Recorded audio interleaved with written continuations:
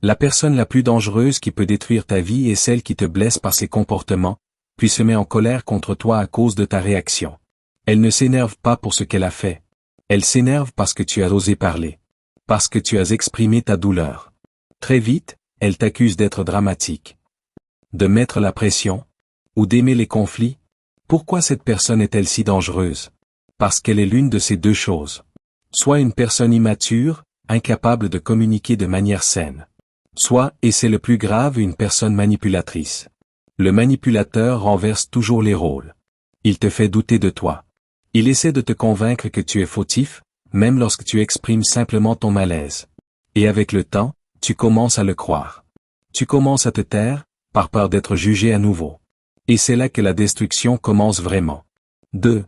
La personne qui te demande cela, joue avec toi. Il y a un signe très clair de manipulation que beaucoup ignorent.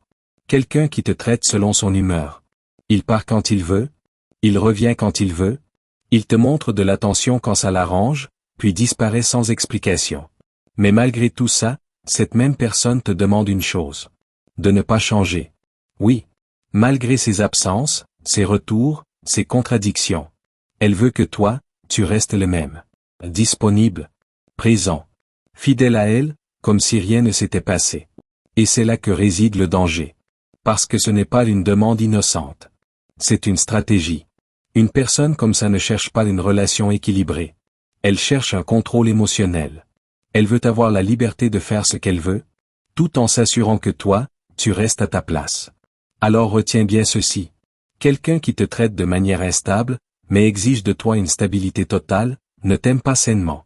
Il te manipule. Avec le temps, si tu acceptes ça, tu vas commencer à t'oublier, à t'adapter à ses humeurs, et à perdre ta propre valeur. Et sans t'en rendre compte, tu deviens une option dans la vie de quelqu'un, qui te traite comme une certitude acquise. 3. La personne qui te déteste le plus, est souvent celle qui t'a le plus blessé. C'est celle qui t'a fait détester ta propre nature. Celle qui t'a fait regretter d'avoir été quelqu'un de gentil. Celle qui t'a poussé à dire un jour. À partir d'aujourd'hui, je ne serai plus gentil avec personne. Je ne ferai plus confiance à qui que ce soit. Cette personne t'a fait du mal parce qu'elle t'a trahi. Elle t'a blessé alors que tu étais sincère.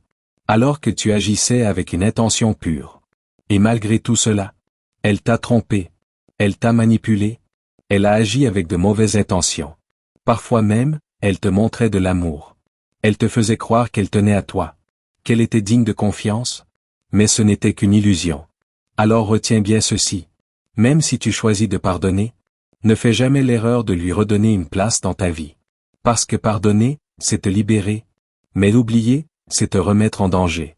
4. Certaines personnes sont en colère contre toi, et te détestent en silence. Mais pas parce que tu les as blessés. Pas parce que tu leur as fait du mal.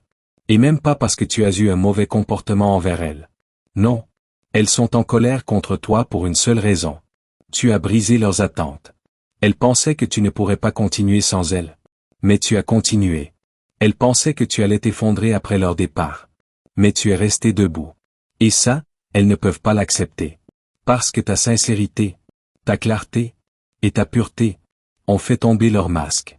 Tu as révélé, sans le vouloir, leur hypocrisie, leurs mensonges, et leur manipulation. Alors retiens bien ceci. Parfois, ce n'est pas ta faiblesse qui dérange les autres. C'est ta force silencieuse. 5. La chose la plus difficile, c'est quand la personne qui te déteste le plus n'a aucune raison apparente de le faire. Tu ne lui as rien fait. Tu ne l'as pas blessé. Tu ne lui as causé aucun tort.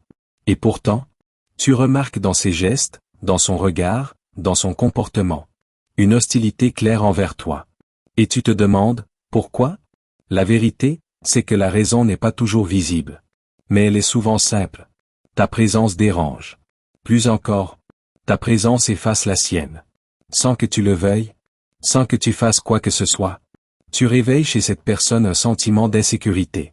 Ton énergie, ta manière d'être, ta valeur, lui rappelle ce qu'elle n'est pas, ou ce qu'elle n'arrive pas à être.